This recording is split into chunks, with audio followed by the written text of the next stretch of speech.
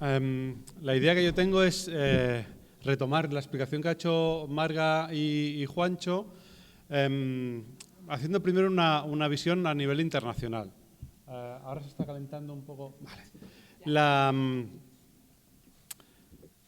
En el año 1997 aparece un informe de la Cámara de Representantes de Bélgica que lo que pretende es intentar elaborar una ley y acciones que puedan proteger a las personas de la actuación de este tipo de grupos, ¿vale? de sectas. Este informe lo que acaban identificando son 189 sectas. Entre ellas yo os nombraré 3. Humana, que os sonará, Opus Dei, que ya Marga ya los ha citado, y Testigos de Jehová. No digo yo que sean sectas, lo dice la Cámara de Representantes de Bélgica después de haber hecho un estudio minucioso de este tipo de grupos. 2 años antes de este estudio, en Francia, se hace un informe hecho por la Comisión de Investigación sobre Sectas y aquí en Francia detectan 173 sectas.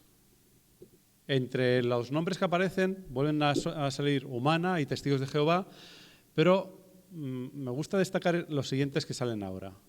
Centro de Desarrollo Humano, Instituto para la Investigación Psicoanalítica, Asociación de Defensa de la Libertad de Expresión en la Institución Francesa, Instituto de Investigación Física y de Conciencia y la Ciencia de la Mente. ¿Por qué? El nombre con el que aparecen alude a cosas científicas. Instituto, la Ciencia de la Mente, investigación psicoanalítica, da la sensación de que aquel grupo al que nos hemos acercado no tiene nada malo porque es científico.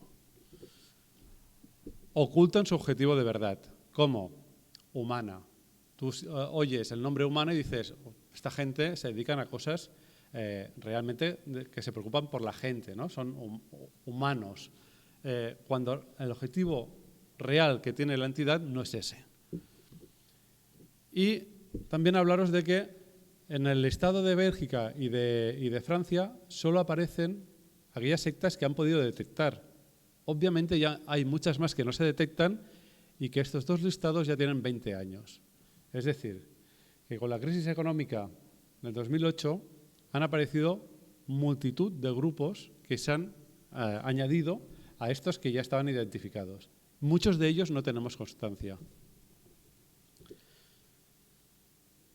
Vinculándolo al tema del ámbito educativo. Yo he intentado buscar una explicación de qué tipo de relación se establece entre las sectas y el ámbito educativo. He identificado 3. Pueden utilizar el ámbito educativo como vía de legitimación de lo que están haciendo o de su doctrina. ¿Vale? ¿Cómo? Pues haciendo charlas en centros cívicos. El centro cívico tiene una legitimación, el ayuntamiento le da una legitimación. No pensamos mal de un acto que se realiza en un sitio público, o haciendo charlas o haciendo clases en centros escolares, ya sean escuelas, institutos o en la universidad. El sitio donde se hace esa charla le da una legitimación al discurso. También pueden buscar una vinculación en el ámbito educativo puramente como fuente de ingresos. Vamos a realizar cursos que tendrán un coste y servirá para sustentar al grupo. ¿Vale? Sería la otra vía de vinculación. Y por último, sectas que como actividad principal se desarrolla en el ámbito educativo. Y es en este último punto donde me centraré más. ¿Qué pasa cuando su actividad principal se desarrolla en este ámbito educativo?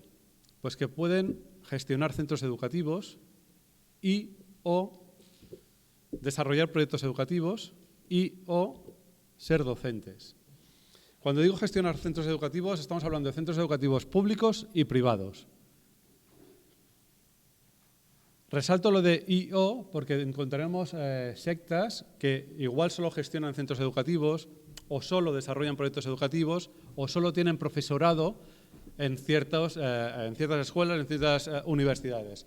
Pero hay otros grupos, otras sectas que pueden reunir más de una de estas funciones. ¿Qué peligros podemos encontrar cuando la actividad principal de una secta se desarrolla en el ámbito educativo? El sistema educativo español crea alumnos dóciles.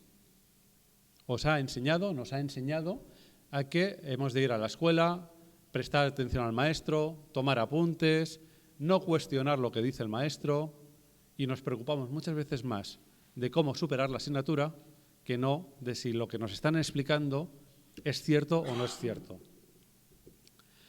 Cuando vamos a un centro cívico, cuando vamos a la universidad, cuando vamos al instituto, estamos predispuestos a aprender. ¿Qué significa esto? Bajamos las defensas porque queremos incorporar nuevos conocimientos. El problema es que si este conocimiento está contaminado, ¿no?, como decía Marga, de doctrina, esa doctrina nos está entrando. Y encima no la cuestionamos porque viene de una fuente de saber legitimada.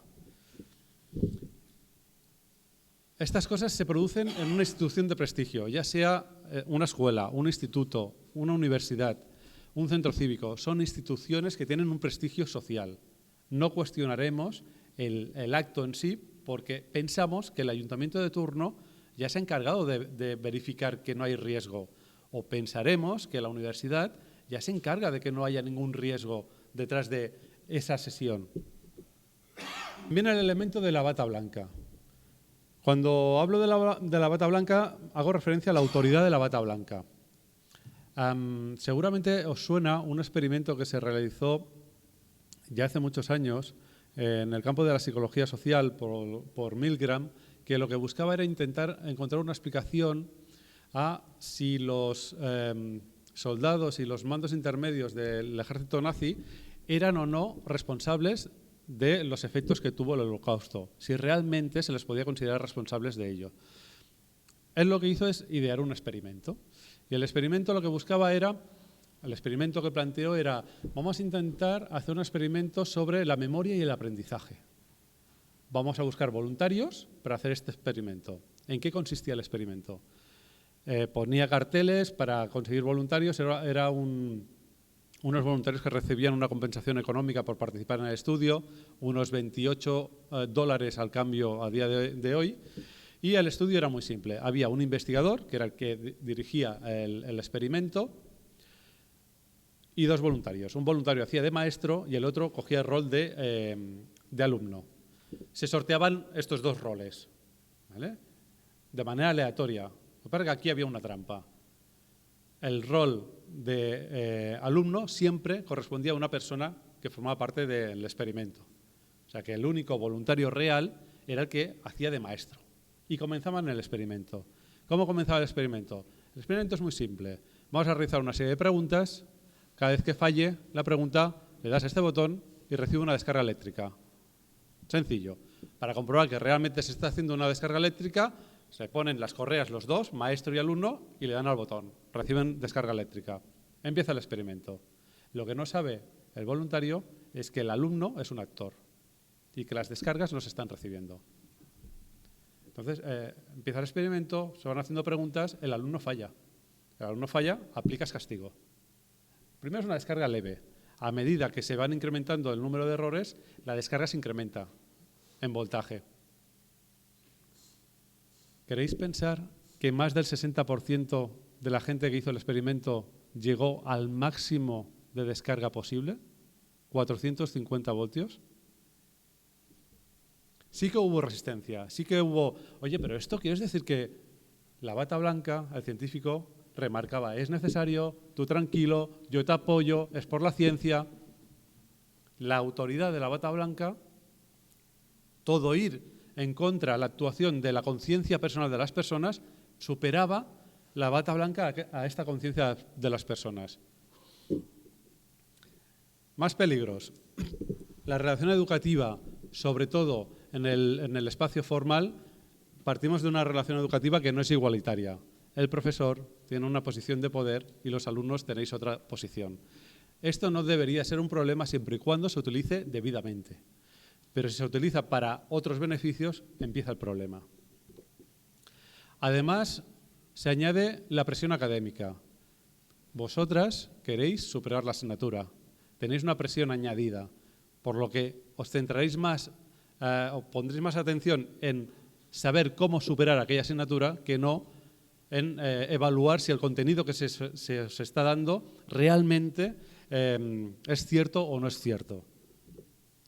Y por último, os encontráis en un momento vital de especial vulnerabilidad.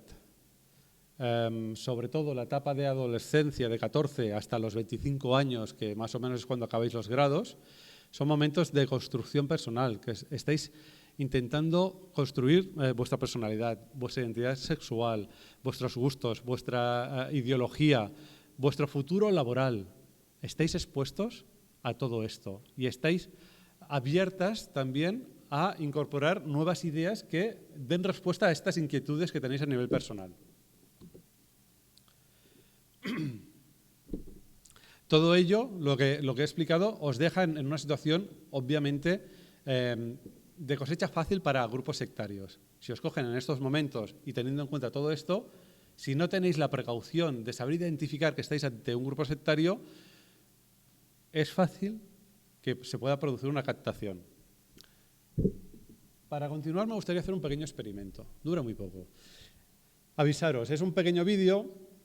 Las personas que conozcan el resultado del vídeo, os pediré que no lo digáis, ¿vale? Vamos a hacer un pequeño juego. Básicamente, lo que se plantea en el vídeo, veremos que hay dos equipos, el equipo blanco y el equipo negro. Dos equipos que tienen una pelota, cada uno. El experimento, el vídeo, nos piden que contemos cuántas veces se pasa la pelota al equipo blanco. Simplemente eso. ¿Sí? ¿Probamos?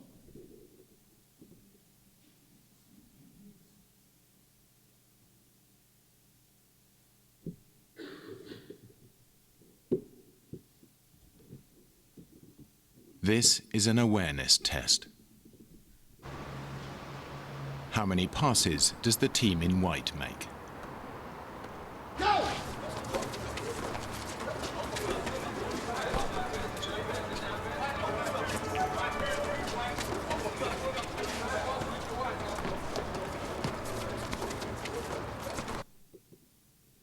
¿Cuántos pases ha hecho el equipo blanco?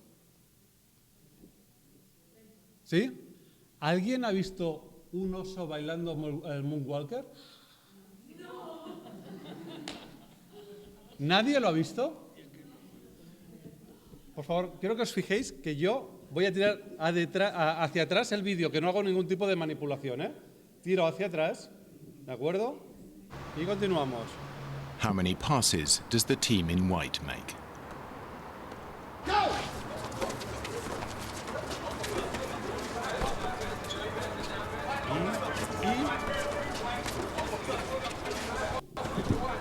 ¿Lo estáis viendo? ¿No lo estáis viendo? ¿Lo habéis visto ahora? ¿Qué pasa con este vídeo? ¿Qué os ha pasado con este vídeo? ¿Por qué no veis el oso? Es un oso bailando, por favor. No es un detalle pequeño, es un oso bailando. ¿Para qué me sirve a mí esta tontería de experimento?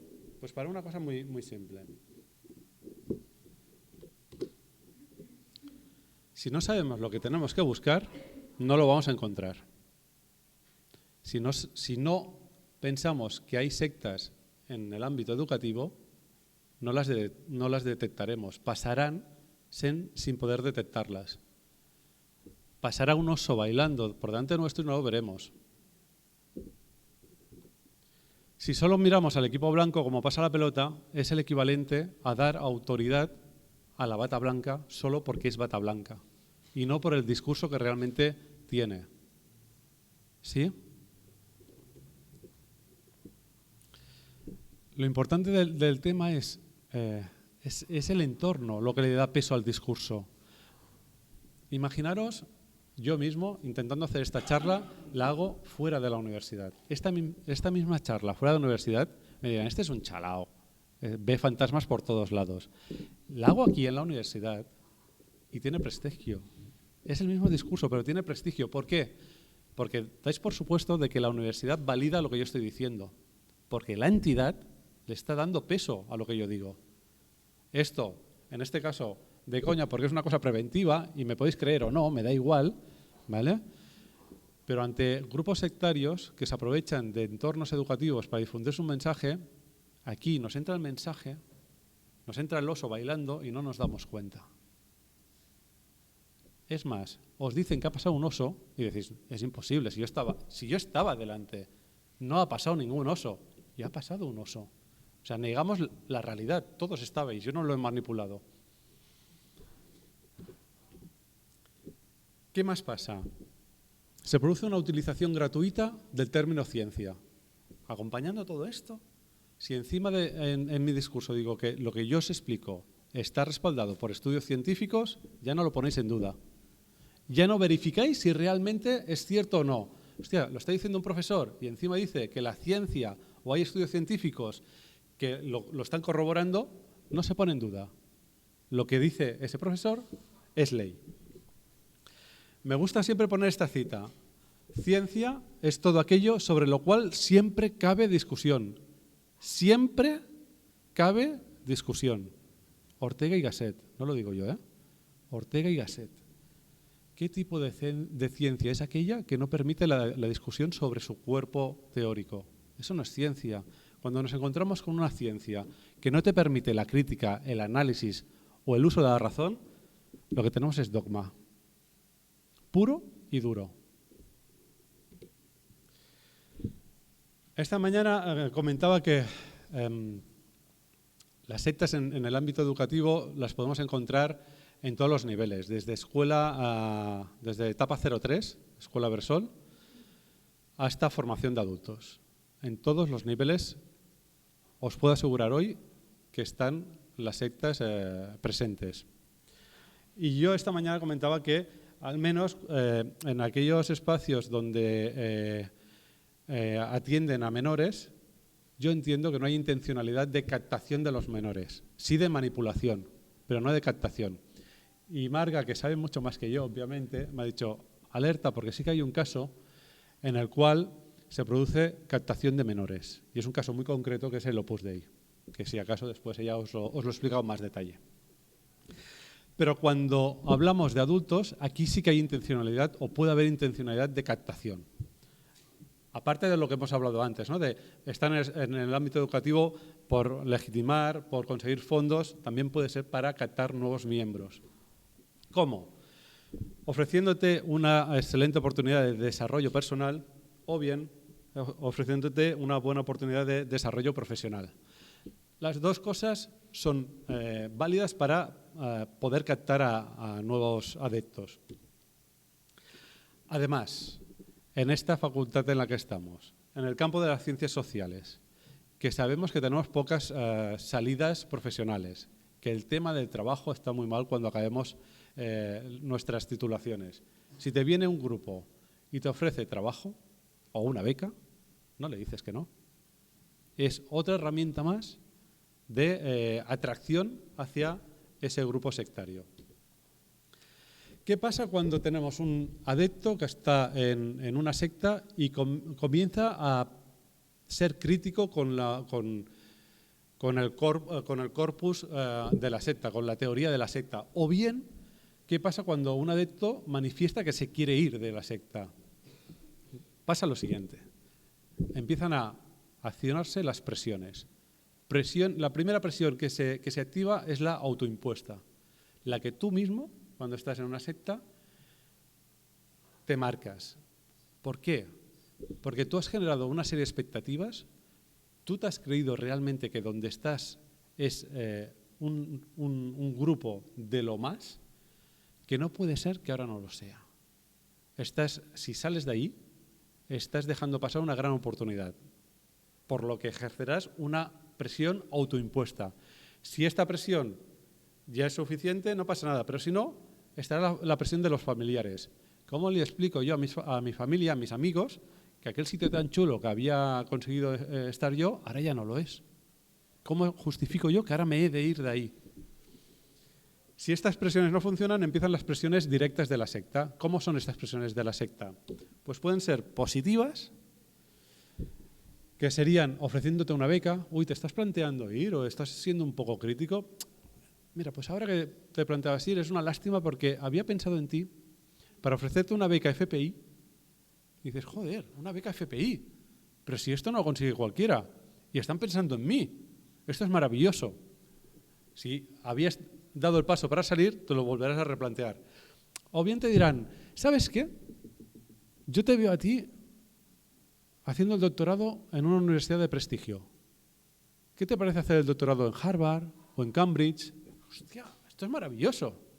De nuevo, tirarás hacia atrás ante esta oferta. O si no, siempre cabe la posibilidad de ofrecerte trabajo dentro de la misma secta o, gracias a la secta, conseguirte un trabajo que te coloque, pero siempre bajo el control del líder de la secta. Presiones negativas. Las presiones negativas pueden ser aislamiento de esa persona crítica.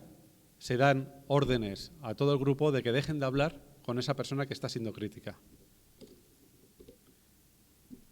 Crear una imagen negativa sobre ese adepto que es crítico, construir una realidad que no es cierta sobre ese adepto, ponerle etiquetas negativas, por dos motivos. Para justificar que el resto del grupo ha de dejar de hablar con él y para justificar la salida de esa persona si finalmente se va. Si se ha ido es que recuerda que era una persona muy chunga y que por eso tenía que irse del grupo.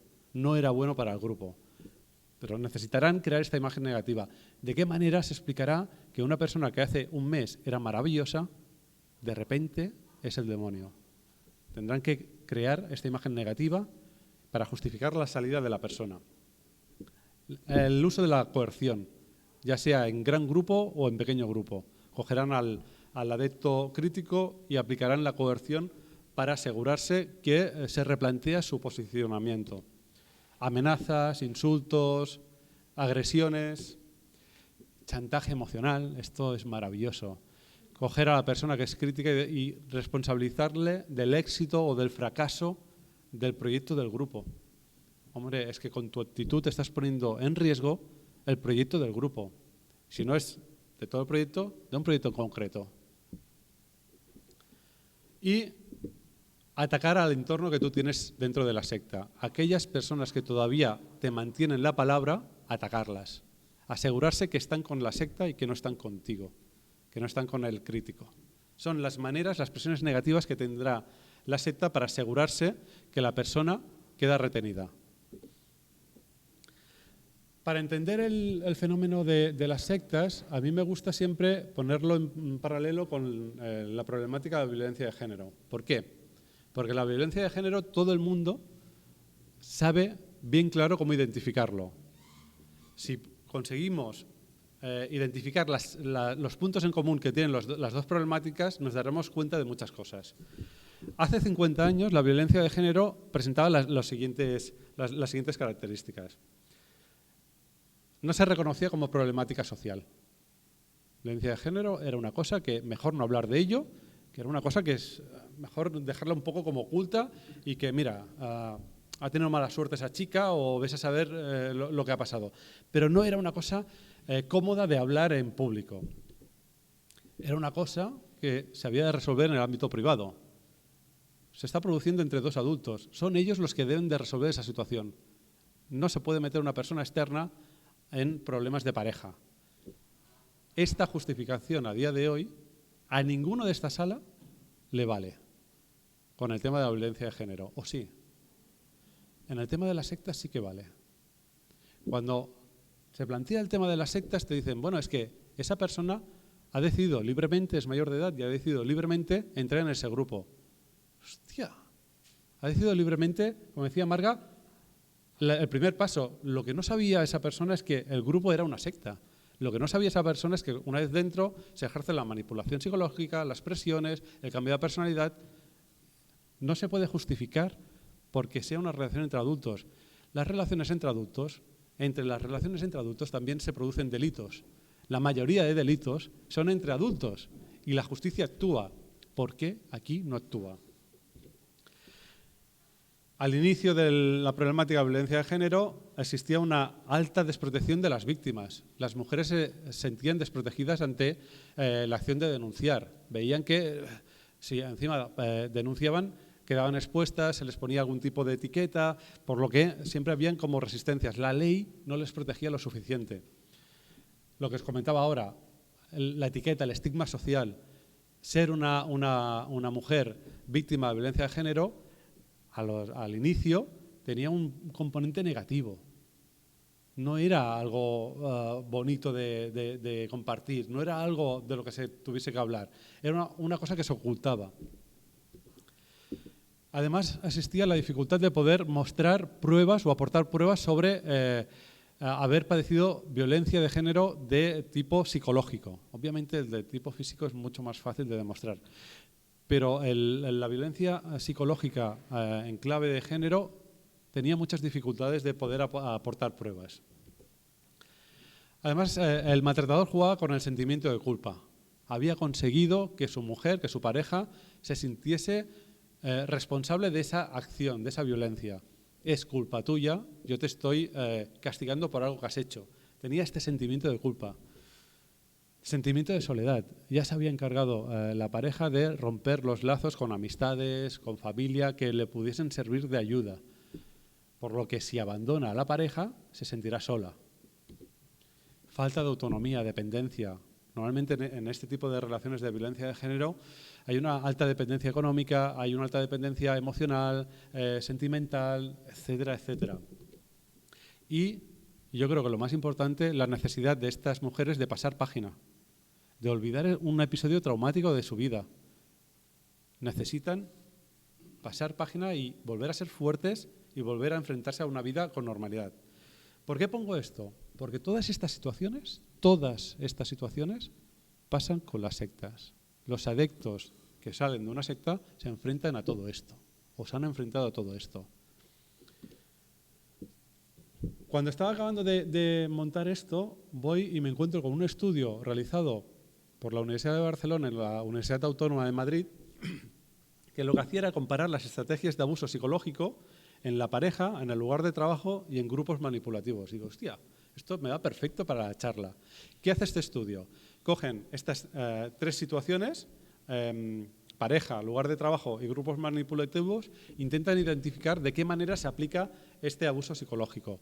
Yo solo me limitaré a la situación de pareja y de grupos manipulativos. Tema moving es un tema aparte. Y lo que he hecho es montar una tabla comparando las maneras de abuso psicológico que se produce. Lo que veréis en azul son elementos coincidentes entre las dos problemáticas. Tenemos primero aislamiento de la familia, de amigos y de red de apoyo social, del trabajo, de los estudios y de las afecciones, y la secta concretamente aislamiento en otro lugar de residencia.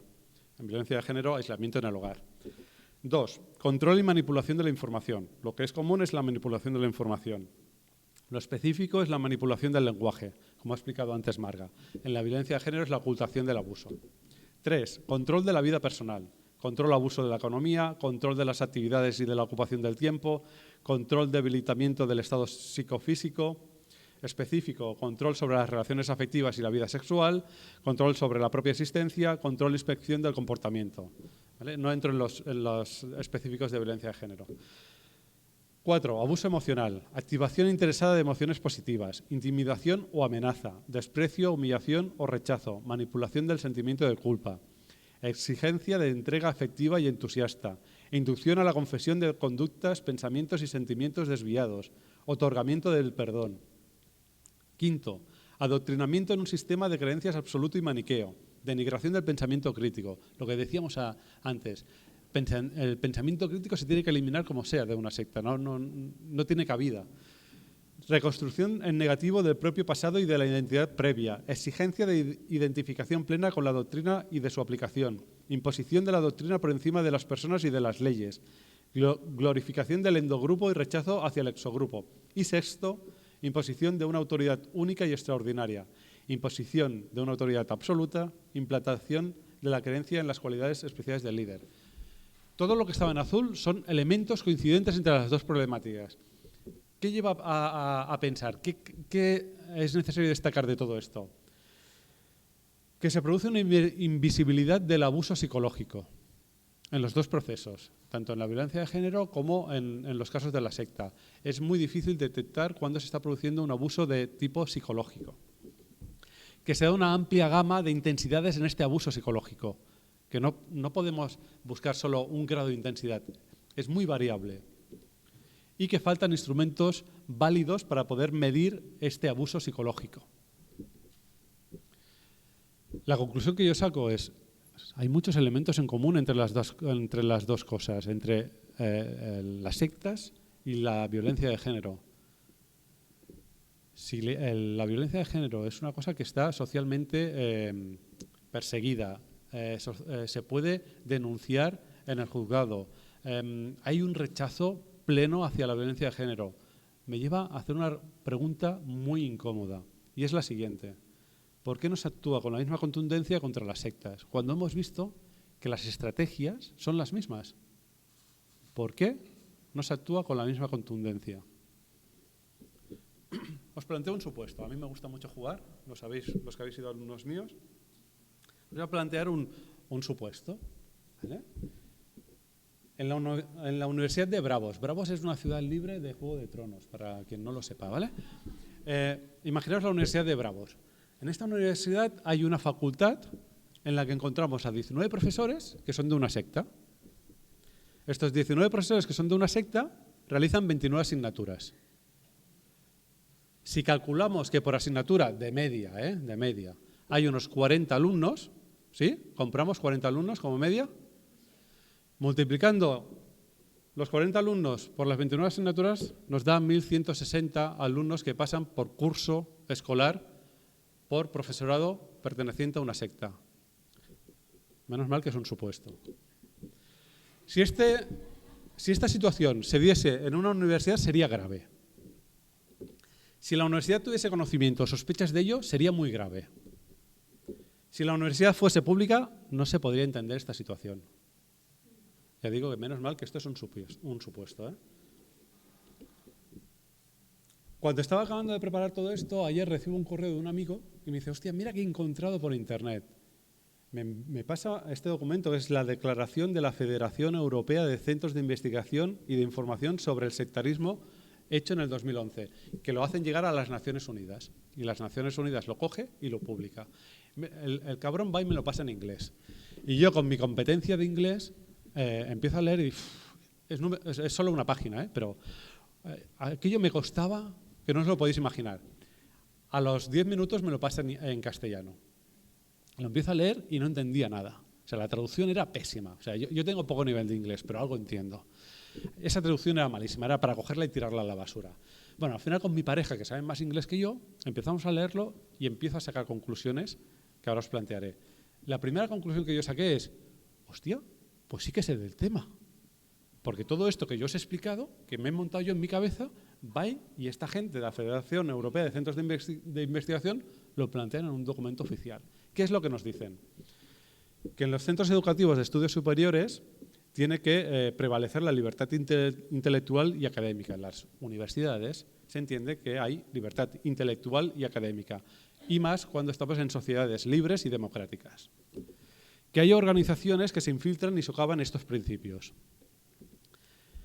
Que no hay una información plena sobre estas organizaciones y hay desconocimiento de los objetivos reales que tienen estas organizaciones. Que es importante atajar los problemas que causan estas organizaciones en el ámbito educativo.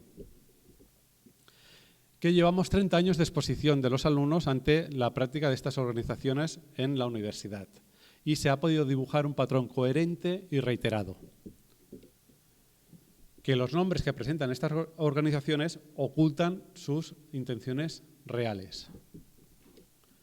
Que los estudiantes sois vulnerables en esta etapa. Que aquellos estudiantes que son captados presentan cambios en la personalidad, sufren a nivel académico y financiero y se alejan de sus relaciones, rompen con sus relaciones de pareja, de familia, de amistades y quedan relacionándose únicamente con el grupo. Las sectas, lo que dice este documento, lo que hacen es que privan de lo que la universidad fomenta. ¿Qué fomenta la universidad? Libertad de pensamiento, crecimiento intelectual, desarrollo personal y individualización. Las sectas buscan justamente lo contrario. ¿Cómo puede ser que hayan sectas en la universidad cuando es justo la antítesis de lo que es la universidad, de lo que busca una universidad?